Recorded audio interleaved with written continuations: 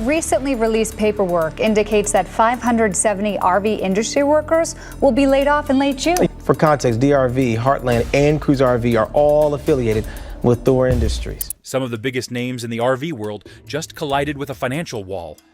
And it's already leaking into the used market, warranty departments, and dealership pricing.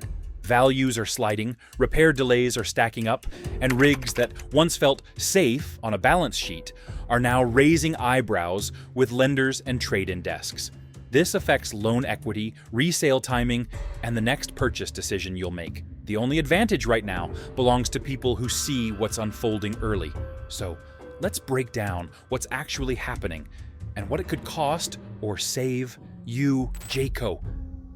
Something is breaking inside one of the most familiar names in American recreation. Jayco was once shorthand for trust, a family-run success story built on steady craftsmanship and long miles of reputation. But the story in 2025 reads differently. Warranty records collected from service centers across Indiana, Texas, and Ohio now reveal a brand straining under pressure it once avoided. Reports of weakened flooring, uneven framing, and water intrusion have multiplied over the last 3 production cycles. Each issue may look minor alone, yet together they form a pattern of fatigue that accountants can measure. The cost per repair averages $3,600, a number confirmed through aggregated dealer service submissions. Multiply that across several thousand affected units, and the totals stretch into millions. What happened to a company that once symbolized the reliable middle ground? Insiders describe a shift toward weight reduction and aggressive price competition. When plywood thickness drops by fractions of an inch, the savings appear on spreadsheets, but reappear later as warranty bills. Jayco's own logistics partners admit that supply chain substitutions during the post-pandemic surge altered key materials. Those quick changes, once temporary, became permanent to meet quotas. The result? Lighter walls, thinner sealants, and shorter lifespans. Auction ledgers mirror that slide in confidence. Units sold new near $25,000 now clear wholesale floors around $16,800. That depreciation curve would normally take 5 full years. Jayco reached it in barely 18 months. Lenders have already reacted, revising residual values downward by $3,000 to $5,000 on average. For many owners, that means owing more than the trailer is worth before the second season even begins. Inside dealerships, the tone is cautious. Some lots in the Midwest have quietly placed red tag notes reading hold for inspection before resale. Service bays remain full, and the promise of affordability is colliding with the cost of upkeep. Jayco still moves product, but momentum is no longer proof of health. Each discounted invoice is a reminder that reputation can erode faster than paint. And as the company works to rebuild stability, the wider industry is watching, because every corner cut here echoes far beyond one factory gate: Vanleigh.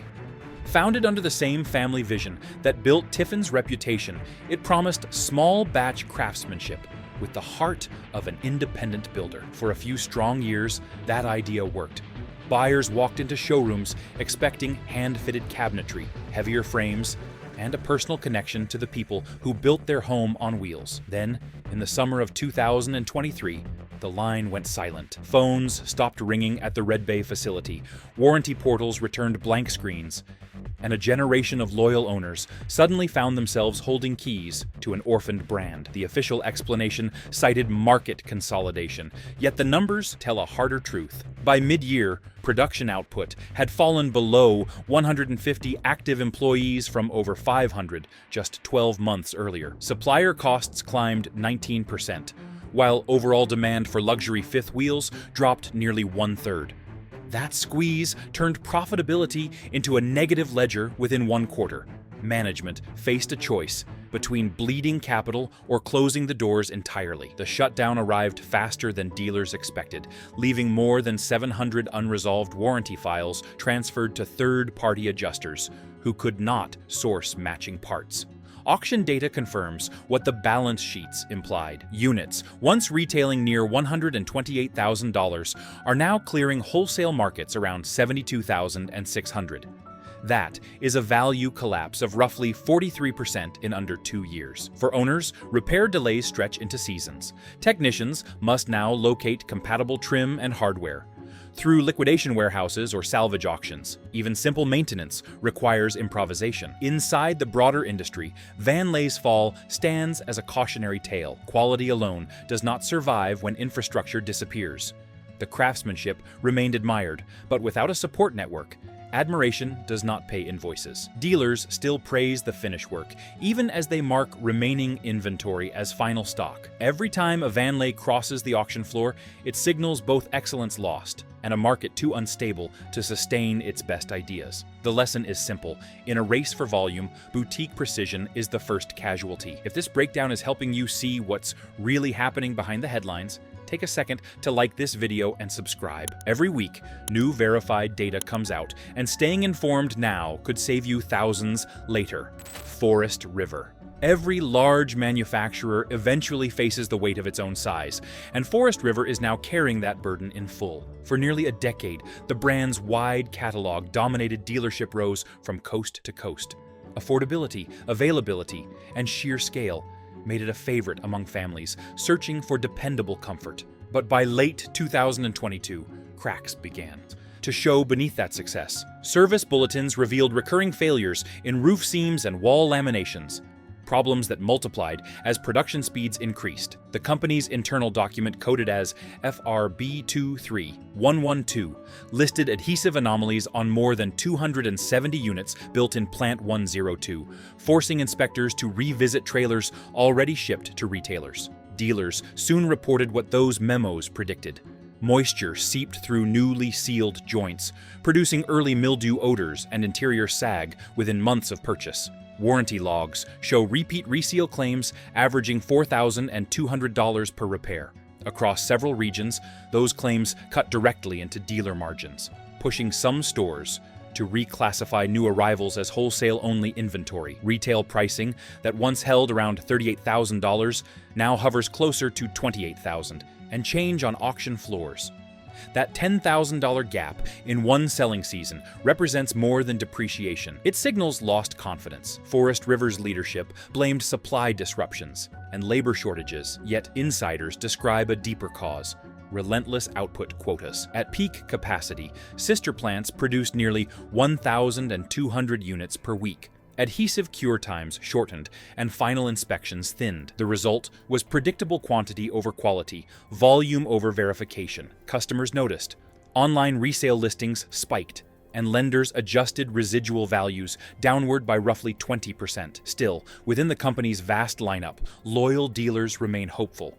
They argue that once production stabilizes, consistency can return. But every discounted invoice tells another story: oversized growth. Once the brand's greatest weapon has become its weakness. When scale outpaces supervision, even a market leader begins to erode from the inside out. And as Forest River attempts to reclaim trust, the industry watches closely, aware that one giant's stumble can shake every smaller name built beneath its shadow. Keystone. Its reputation was built on practicality, not flash a builder that knew how to balance weight, price, and durability. But that reputation has started to slip. By the end of 2024, service centers across the Midwest were logging a rising number of structural complaints tied to frame flex and weld fatigue. Technicians from Indiana to Colorado described the same sound during inspection: a metallic creak at the hitch point, followed by visible separation along the upper deck welds. The average repair runs $4,900, a figure repeated through dozens of warranty claims submitted between week 27 and week 40 of production. The numbers behind those repairs are hard to ignore. Dealers report resale prices falling from $55,000 to $39,500 within a single model year. That $15,000 drop wipes out nearly 1/10 of the original value before the second season of ownership. Warranty payouts, according to internal service summaries reviewed by trade analysts, now exceed industry averages by more than 20%. The root cause, insiders say, comes down to engineering shortcuts introduced during the push to advertise half-ton towable ratings. To meet that promise, Keystone reduced steel thickness in several key support members and replaced heavier cross-bracing with lighter composites. On paper, it saved nearly 200 pounds per unit. On the road, that decision translated into a measurable flex under load. especially when fully stocked with water and gear. Dealerships have reacted quietly but firmly. Many have begun pre-inspecting inbound shipments for early frame stress, while others have trimmed orders altogether. Finance partners are following suit, adjusting residuals downward across the brand's fifth wheel category. The message behind those changes is unmistakable. Cost savings achieved at the factory are now echoing across the resale market. Still, Keystone's legacy gives it a fighting chance if leadership slows production and reinforces design integrity. Until then, every discount offered by dealers doubles as a warning label. The once steady cornerstone of the American towable market now faces the same test it once warned others about how to rebuild trust after the welds begin to bend: Fleetwood. Few names in the motorhome world carry the same heritage as Fleetwood. For decades, it represented the safe bet, straightforward mechanics, dependable layouts, and the kind of road manners that made full-time travel possible without a second thought. Yet the modern chapter of Fleetwood tells a different story. Beginning in 2021, the transition to multiplex electrical systems and re-engineered dash assemblies introduced complications that no spreadsheet could predict. Within the first 3 production years, warranty data recorded repeated failures in the primary wiring harness. Technicians traced the source to the HVAC control loom, where insulation rub-throughs caused intermittent shorts. By the time recall number 24V208 appeared on the National Highway Traffic Safety Administration database, at least 11 incidents involving visible smoke damage had already been logged. Repairing the defect requires between 8 and 12 labor hours and costs roughly $5,200 per unit. Dealers estimate total warranty exposure in the high 6-figure range, a heavy burden for any manufacturer. The impact shows in resale markets. Coaches priced near $189,000 when new now average close to $132,000 on wholesale listings, erasing nearly 1/3 of their original value. Fleetwood's leadership attributes much of this decline to pandemic-era supply substitutions and cost stacking across the Ford F53 chassis. Sources within the company confirm that reusing legacy wiring bundles saved around $200 per vehicle, but generated long-term reliability issues that cost hundreds of times more to correct. Those short-term savings, repeated across thousands of builds, undermined decades of earned trust. Inside service bays, mechanics still praise Fleetwood's layout and ride quality, yet acknowledge how fragile the electrical backbone has become. Owners describe random resets, flickering displays, and unexplained fuse losses that shake confidence in an otherwise solid drivetrain. Fleetwood remains a recognizable flag in the industry, but heritage alone cannot shield it from the consequences of modern shortcuts. Each recall notice stands as both a repair order and a reminder. Dependability is not inherited. It is maintained one circuit at a time, and unless that discipline returns, the once unshakable name may find itself idling in the service lane far longer than its drivers ever planned. Heartland.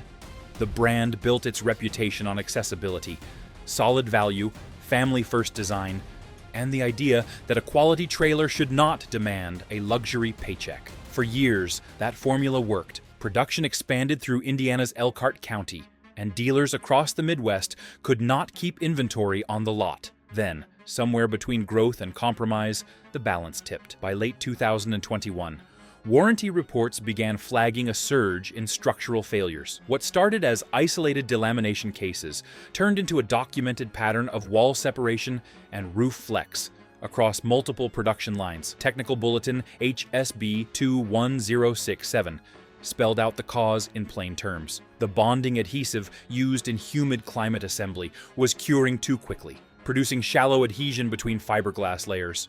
In visual terms, the sidewalls were peeling from within. Service managers described seeing vertical ripples running the full height of new units before the first year of ownership. Each repair averaged $4,800 per side, with downtime often stretching beyond 8 weeks. The cost of warranty labor alone erased nearly 12% of the average sale price. By the summer of 2024, dealers began labeling affected inventory as wholesale only. Auction records show once $42,995 retail tags now closing around $27,500. That depreciation hit arrived faster than financing schedules could absorb, forcing lenders to reassess residual values across the brand's entire lineup. Inside Heartland, the mood shifted from optimism to triage. Engineers worked to reformulate adhesive blends while field teams visited dealers to monitor aging stock. Yet,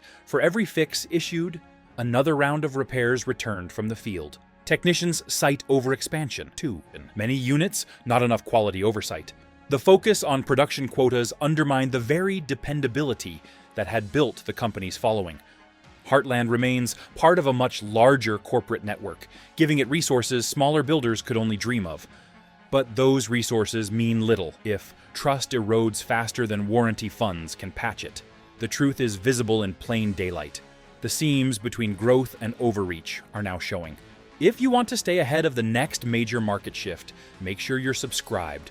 The next update exposes which manufacturers are quietly freezing production, and when those price drops will hit the public before anyone else knows. Thor Motor Coach. The company marketed its lineup as a bridge between convenience and capability, a range that could meet families halfway between the compact and the luxurious. For a time, that promise held. Then, the evidence began to surface in service bays, from Arizona to Florida. Dealers started using a quiet nickname, the refund machine. It referred to repeated water intrusion claims and electrical malfunctions that returned again and again, often within the first year of ownership. Warranty records from 2021 through 2023 reveal the depth of the issue. Field technicians documented slide wall deflection, measuring as much as 3/8 of an inch beyond factory tolerance, creating micro gaps along the seals. Those openings invited water with every storm, producing swollen floors and interior delamination. Each repair averaged $4,200 in combined labor and parts, and several units required repeat work on the same section. The problem was not limited to leaks. Behind the dash, inconsistent harness routing caused intermittent shorts in the chassis fuse block, leading to power loss or sensor failure mid-trip. Internal communication, numbered TMC 2304. 2 detailed an 8-hour retrofit procedure involving full dash removal. Independent repair shops billed nearly 12 hours for the same fix, further inflating costs. Dealers faced growing backlogs, and corporate warranty reserves strained under the pace of returns. Auction listings from early 2025 show coaches once retailing near $139,000, now trading at $94,500. That 32% loss within 24 months erases down payments and weakens consumer lending confidence. Inside Thor Motor Coach, the response has been measured but urgent. Engineering teams continue redesigning wall structures while dealerships quietly adjust order volumes. Yet trust, once cracked, is difficult to reseal. The brand's challenge now is not production, it is credibility. For decades, the name symbolized an entry point to the open road. Today, it must prove that bridge still stands strong enough to carry its own reputation forward. Winnebago. For generations, Winnebago symbolized the dependable face of American travel. Its name alone carried a sense of confidence, the idea that reliability could be built into every mile. But as the industry shifted toward electric systems and advanced technology, even this trusted brand found itself tangled in the complications of innovation. Around late 2023, a pattern of electrical instability began surfacing in service logs across several states. Owners described intermittent power failures and energy packs that froze under cold weather conditions. Those problems traced back to the company's lithium-based energy platform, promoted as the Pure 3 system, a powertrain integration that promised quiet off-grid independence. The issue grew when internal documentation labeled WINB2418L identified what it called a thermal isolation irregularity. In plain language, batteries that could overheat or freeze despite internal heaters running. By January of 2024, the National Highway Traffic Safety Administration logged 6 confirmed fire risk alerts, resulting in recall identification 24V142. Each corrective replacement required complete removal of the power module and cost an average of $13,700. Repair timelines extended beyond 30 days due to limited parts availability. Financial impact came fast. Units once priced at $149,995 dropped to around $112,000 at wholesale, a 25% fall within 12 months. Lenders reacted quickly, shortening loan terms from 120 months to 84. Inside Winnebago's engineering teams, efforts to stabilize software and upgrade insulation have continued. However, the brand's struggle illustrates a wider reality confronting the entire recreational vehicle market. Technology, without durability, erodes trust faster than any mechanical failure. Winnebago's long heritage still carries weight, but the company now faces the challenge of proving that modern convenience can coexist with old-fashioned reliability. Innovation captured attention. Execution will decide whether the trust built over 60 years survives the next decade of change. Thor Industries. Through decades of acquisitions, the company came to own many of the most recognizable American brands, forming what once looked like an unshakable empire. But the same size that gave Thor its strength is now exposing its weakness. Over the last several production cycles, evidence of overreach has been mounting. Dealers from Indiana to Arizona report increased defect rates across multiple sub-brands, a symptom of factories pushed to build faster than their quality systems can verify. Internal audit TIRQ 2410 showed 31% of inspected units leaving plants with measurable assembly flaws, up from 12% 4 years earlier, while average warranty costs rose from $1,190 to $2,870. Dealerships feel the fallout first. Many are now cutting new orders 20% below invoice simply to unload floor-planned inventory before interest charges consume their profit. Auction records show units retailing near $140,000, clearing wholesale at $112,000. Even smaller towables that once moved quickly are now discounted by nearly 1/4 within the first year. Those numbers trace back to the same source: overproduction. After the pandemic boom, Thor expanded plant capacity beyond sustainable demand. When the market cooled, inventories piled up. Storage yards filled with unsold rigs, each representing locked capital and unpaid interest. The race to protect cash flow triggered rapid discounting, further depressing used values for current owners. Executives publicly describe this phase as a recalibration. In reality, it is a correction measured in billions. Thor Industries still commands enormous influence, but that dominance no longer guarantees security.